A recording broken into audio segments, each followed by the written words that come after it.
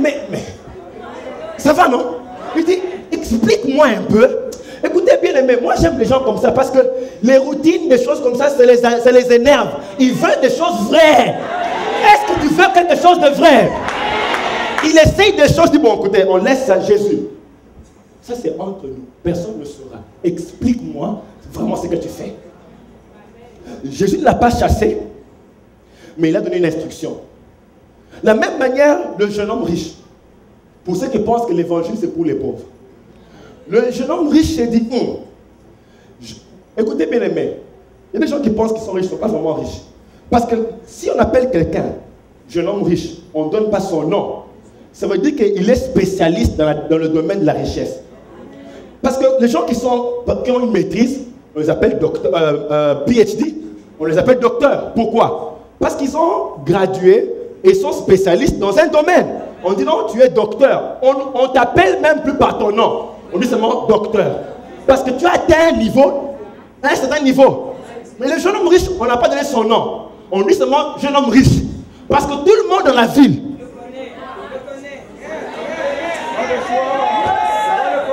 On a dit, c'est même plus la peine de donner son nom. Parce que quand tu as la richesse, quand on dit jeune homme riche, tout le monde sait de qui on parle. Est-ce que vous me suivez? Et ça va, non? Ici, quand on dit, par exemple, ici, on dit le président, tout le monde sait qui c'est. Est-ce qu'on a donné son nom? Tout le monde sait, non? Alors quand on dit le jeune homme riche, on n'a pas besoin de son nom. Dans la ville, tout le monde sait que quand on dit tout le monde, jeune homme riche. Ça va, hein? Oui, d'accord. Et le jeune homme riche, il est parti aussi pour une bonne qualité. Dis-moi un peu, qu'est-ce que je dois faire pour entrer dans ce niveau-là? Est-ce que vous me suivez? Est-ce que vous me dites bonne qualité? Puis-je vous dire quelque chose? Que toutes les relations qu'on tisse dans la vie, c'est parce qu'on cherche un intérêt. Il ne faut pas me regarder comme ça. Même si tu me dis que j'épouse ma femme parce que je l'aime, en réalité, il y a un intérêt. Que je laisse tomber ou bien pourquoi? Hey, oui! Tu la regardes, tu croises même les bras, tu dis ah! S'en fout. Merci Seigneur. Il y a un intérêt. C'est pour ça que tu es parti, parce qu'il y a un intérêt. Toutes les relations dans la vie, on les tisse parce qu'on voit quelque chose. Et ce n'est pas mauvais de voir un intérêt. Parce que quand tu ne vois pas un intérêt, tu ne vois pas la raison de suivre. Même Dieu ici, on le suit, c'est l'intérêt parce qu'il va rendre les choses meilleures. D'ailleurs, Dieu sait. Alors arrête de lui dire je t'aime seulement. Il sait que tu l'aimes.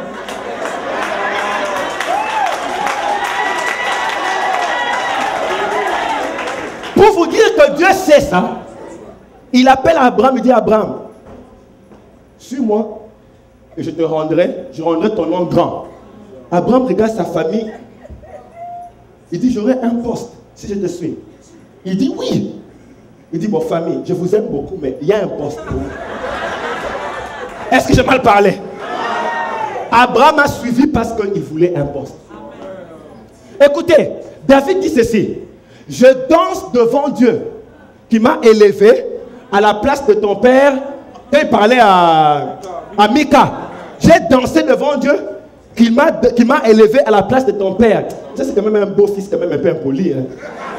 Il parle comme ça du beau-père. Il dit, je danse comme ça à la place de Dieu qui m'a élevé à la place de ton père. Et puis il dit, je danserai encore plus. Parce qu'il a pensé que c'était le moyen d'avoir une promotion. Donc il dansait par intérêt.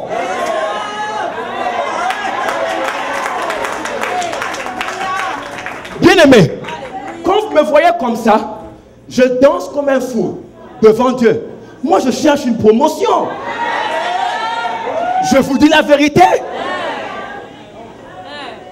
C'est une question d'intérêt. Mais quand on établit un intérêt, ça dit ceci. La Bible dit que deux personnes ne marchent pas ensemble sans se mettre d'accord au préalable. Donc, avant qu'on parte, Jésus, dis-moi vraiment si ma vie sera de bonne qualité. C'est ça, non? Toi, tu vas te mettre, vous commencez à vous promener et puis à la fin, tu dis, en fait, dis-moi pourquoi tu m'as épousé. Non, non, pose la question avant.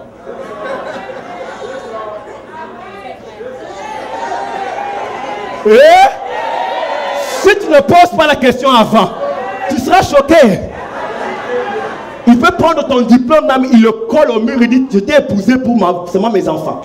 Toi, ton travail, c'est de manger seulement des enfants. Tu seras surprise. Avant de dire oui, tu dis, viens. Chérie, avant que je dise oui, dis-moi un peu pourquoi tu m'épouses. Il commence à détailler. Toi, tu écoutes, tu dis, non, là c'est bon, là, c'est bon. Là, non. Change ça et ça sera. Écoutez, un intérêt est établi avec des contrats. Quand je suis d'accord avec le contrat, je te suis. Quand je ne suis pas d'accord, je ne te suis pas. Est-ce que ça va avec lui jusque-là? Donc, autrement dit, quand je vais chez Jésus, je veux savoir comment ma vie sera. Ça va, hein? Et là, maintenant, je peux te suivre, sachant que ma vie, ça changera. Mais si ma vie ne change pas, j'ai des problèmes. Je veux savoir comment je te suis depuis tout ce temps. Et ma vie, je ne sais pas si je parle à quelqu'un ici. Je vais briser la religion aujourd'hui. Moi, je pense qu'on ne croit pas vraiment en Dieu. Parce que si on croyait au contrat, on allait arrêter. Une minute. J'ai déjà fait 5 ans dans cette histoire. Mais je vois toujours ces mêmes démons qui reviennent. Je vois toujours ce même problème qui revient. On doit se parler. Est-ce que bien parler? Nous, les chrétiens, on a fait... Merci beaucoup. Nous, les chrétiens, on a fait de la vie chrétienne une religion. Quelque chose qui n'est pas réel. Tout ce que toi tu fais, c'est de venir à l'église, de faire tes exercices religieux.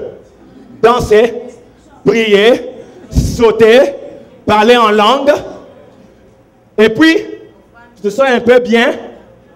Et puis tu sors pour que les mêmes démons t'accueillent à la porte. Ça, c'est la religion et ça m'énerve. Et beaucoup de chrétiens vivent comme ça. Des pratiques religieuses, c'est un exercice. Quand tu as fini, tu rentres, les mêmes démons t'accueillent, t'accompagnent à la maison. Oh. Bien-aimé, ce n'est pas une religion. Ça, c'est des choses réelles. Est-ce que vous savez que Dieu n'est pas pentecôtiste? Il n'est pas catholique. Il n'est pas presbytérien. Il n'est pas baptiste. Ça, c'est des choses que nous, on a montées pour s'embrouiller. On s'embrouille avec. La réalité, c'est que Jésus n'était pas venu parler de ni pentecôtiste, ni rien. Ça, c'est nous. Jésus, il a dit, moi, je vous offre la vie. Pas une religion. Moi, c'est la vie que je vous donne. Si tu fais une religion, va. Mais moi, j'offre la... Attendez, on n'a pas encore atterri. Nous sommes en train de partir. Il a dit, moi, je ne suis pas venu donner une religion. Moi, c'est réel. Alors, je te pose la question. Si c'est réel et que ça ne se passe pas dans ta vie, pourquoi toi, tu ne te poses pas de questions? On est des fois une bande de religieux. On fait semblant. Et Jésus, je t'aime. En attendant, ça barre dans ta vie. Tu as des questions réelles. Tu es confronté à des situations réelles. Tu ne dis pas un mot. Pourquoi tu ne poses pas de questions? Oh, moi ça m'énerve.